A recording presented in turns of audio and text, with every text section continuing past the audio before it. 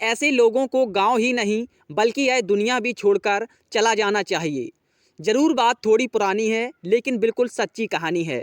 पूर्वी राजस्थान के एक गांव में एससी समाज की एक बारात जा रही थी जिसमें करीब 180 बारातियों के मौजूद होते हुए 5 जातिवादी गुंडे आकर दूल्हे को घोड़ी से नीचे पटक दिया और जाते जाते 5-7 बारातियों के हाथ पांव तोड़कर चल दिए।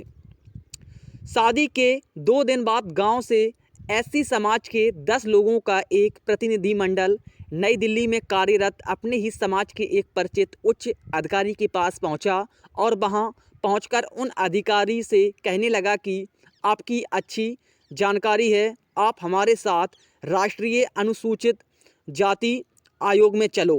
वहां जाकर ठाकुरों से बचाने के लिए फरियाद करनी है।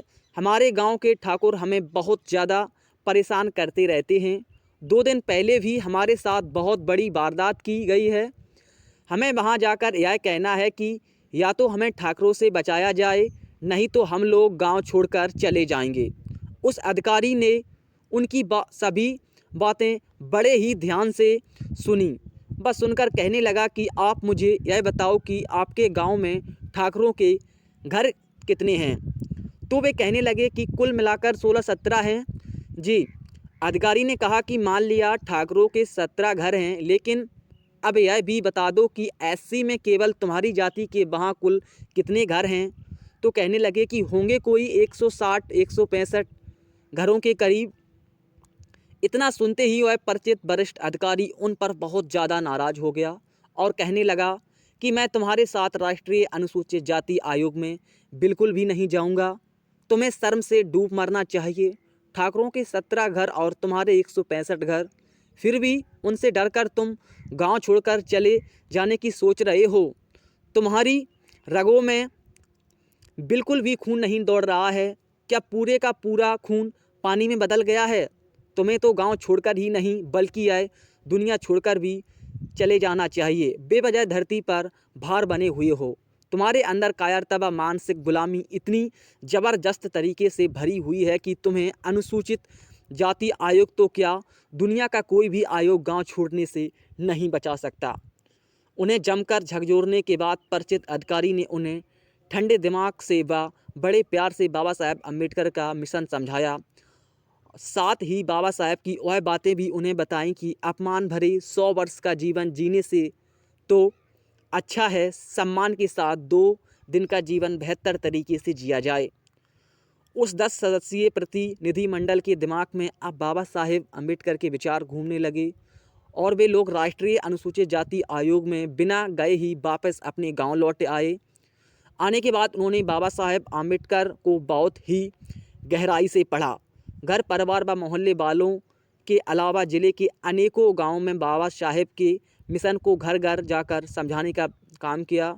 उसी का नतीजा है कि आज पूर्वी राजस्थान के ज़िलों में एससी समाज वैचारिक रूप से काफ़ी मजबूत दिखाई देता है और समाज के अन्य क्षेत्रों की बजाय पूर्वी राजस्थान में सबसे कम जातीय भेदभाव की घटनाएं सामने आती हैं।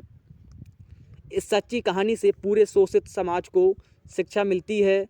घर घर बाबा साहेब अम्बेडकर की विचारधारा पहुंचाकर समाज को जागरूक किया जाए तो समाज में कुछ कर गुजरने की भावनाएं उत्पन्न होंगी और उन्हें एहसास हो जाएगा कि हमारी रगों में बहने वाला पदार्थ पानी नहीं बल्कि खून है, जो कि जातीय भेदभाव को बिल्कुल भी बर्दाश्त नहीं करेगा। ऐसे समय हमारे खून खौल उठेगा। तभी तो कहा जाता है कि जातिवाद के खिलाफ जिस व्यक्ति का खून ना खौले, खून नहीं वह पानी है।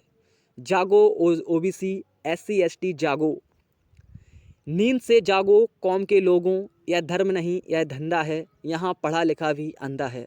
शिक्षित बनो, संगठित रहो, संघर्ष करो, निकलो बाहर मकानों से, जंग लड़ो बेईमानों से, जागो अंधभक्तों जागो, भारत देश की अखंडता बचाओ, ईवीएम मुक्त भारत बनाओ।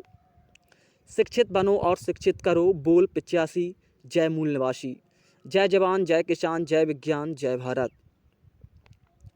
जय फुले जय बिरसा जय भीम जय संविधान, जागो बहुजनों जागो मूल निवासियों। SC ST OBC and minority एकता जिंदाबाद। दोस्तों, अगर आप लोगों को यह कहानी अच्छी लगी हो तो इसे आप अपने दोस्तों जानकारों में ज़रूर शेयर करें और इस वीडियो को लाइक करें और कमेंट करके बताएं कि कैसी लगी। धन्यवाद।